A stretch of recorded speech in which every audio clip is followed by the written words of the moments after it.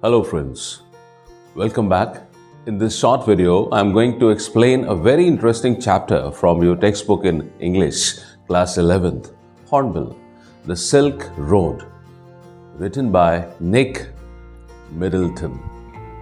Kindly, patiently watch till the end.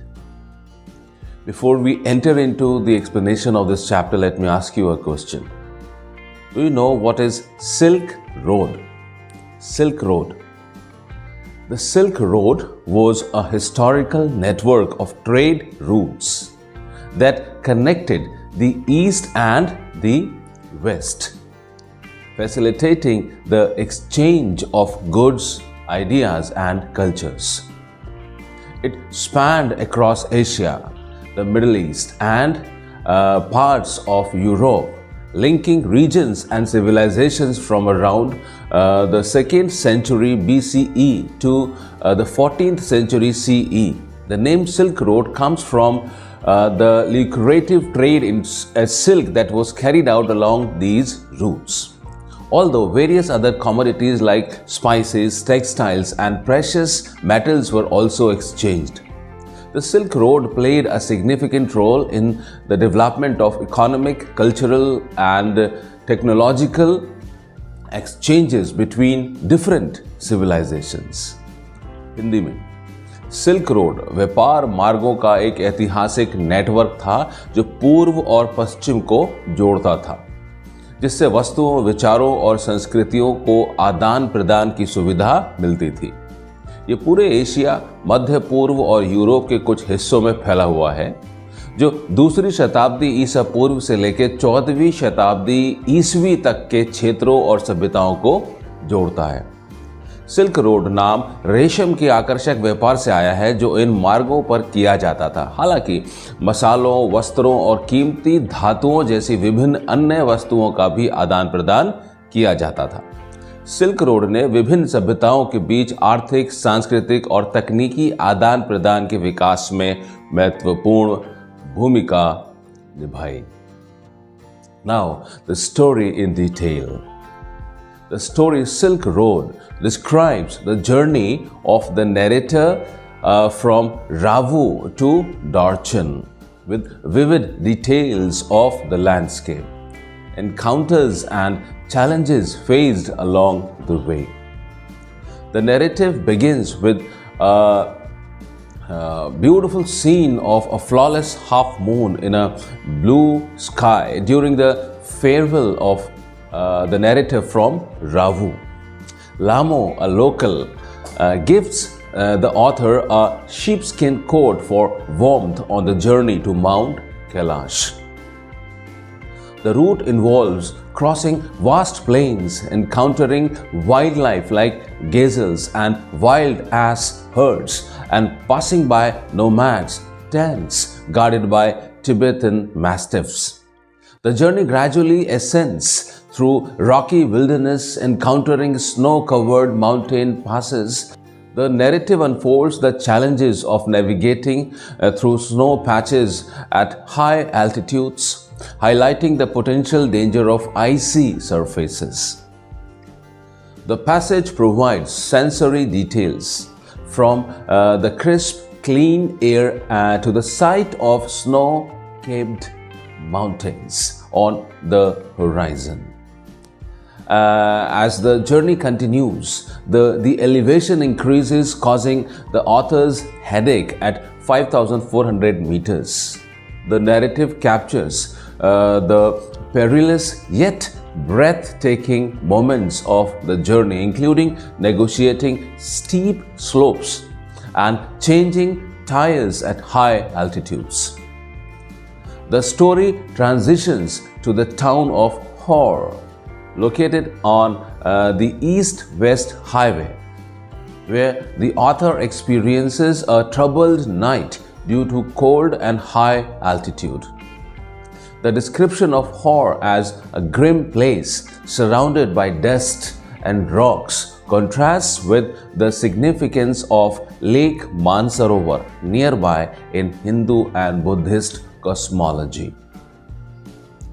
The passage conveys the author's physical struggles, including a blocked nose and difficulty breathing, heightened by the anticipation of reaching Mount Kailash.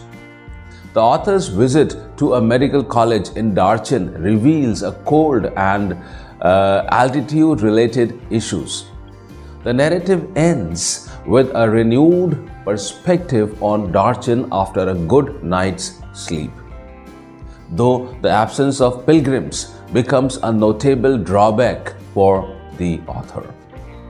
The passage describes the author's early arrival in Darin for a pilgrimage to Mount Kailash and the encounter with Norbu, a Tibetan academic from the Chinese Academy of Social Sciences. The author reflects on the limited options and the challenge of positive thinking due to sleeping difficulties. During the pilgrimage season, Darin is expected to be bustling with visitors who set up tents around the town. However, the author finds the town relatively quiet upon arrival. Pondering options in the cafe, the author considers the limitations and expresses frustration with the lack of progress in positive thinking. The author highlights the seasonal nature of the pilgrimage trail, mentioning the risk of snow blockages. Uncertain about the current conditions, the author hasn't found anyone in Darin who can provide information. The narrative then introduces Norbu, who becomes a key figure in the author's journey. Norbu, a Tibetan working in Beijing, expresses his intention to do the Kora. Despite having written academic papers about it for years, the author is excited about the possibility of teaming up with Norbu, and their initial conversation reveals Norbu's lack of practical experience in pilgrimage but keen interest. The prospect of hiring yaks to carry luggage is suggested by Norbu, indicating a positive step forward. The passage explores the author's evolving perspective on the ideal companion for the trek. While initially envisioning devout believers as companions, the author considers Norbu's enthusiasm and practical approach as potentially beneficial. Norbu's reluctance to engage in prostration due to his physique adds humor to the narrative. Overall, the encounter with Norbu brings a renewed sense of possibility and companionship to the author's pilgrimage to Mount Kailash. In conclusion, the narrative of the Silk Road journey unfolds with rich details, vividly portraying the challenges and beauty of the trek from Ravu to Darin. The author skillfully paints a picture of landscape, encounters, and physical struggles, creating a sensory experience of the reader. The journey's culmination in Darin introduces Norbu, a key figure who brings a fresh perspective and renewed optimism to the author's pilgrimage.